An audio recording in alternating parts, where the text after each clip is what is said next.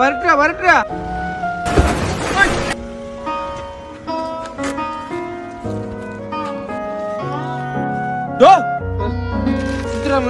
ഇയാള് സൈഡ് പറഞ്ഞത് വണ്ടി ഇടിച്ചത് കണ്ടാ? മോനെ നിന്റെ വണ്ടി നിനക്ക് സൂക്ഷിച്ചൂടെ? എനിക്ക് ഇയാള് വരാൻ പറഞ്ഞോണ്ടല്ലേ ഞാൻ ബേക്കിലോട്ട് വന്നത്. അങ്ങനെ വരാൻ പറഞ്ഞാ വരാൻ വേണ്ടി നിൽക്കുന്നവനാണോടാ മോനെ നീ? ഞാൻ വരൂടോ. എന്നാ കുറച്ചേരം ഒന്ന് മാമന്റെ തോളി വന്നിരുന്നാണ്. ബാ വന്നിരി. തോന്നിയ ദിവസം പറയരുത് മോനെ. മോനെ ഒരു അണ്ടർസ്റ്റാൻഡിങ് വേണം. ഇത് പോലീസ് കേസാ, ഞാൻ കേസ് കൊടുക്കാൻ പോവാ. നിനക്ക് ചെവുത്തില്ലെന്ന് പറഞ്ഞ് നീ കേസ് കൊടുക്കോ? അനിയാ പോ. എവിടെ പോണ്? വണ്ടി കൊണ്ട് ഇടിച്ചിട്ട് എന്റെ തലയിലാക്കുന്നു.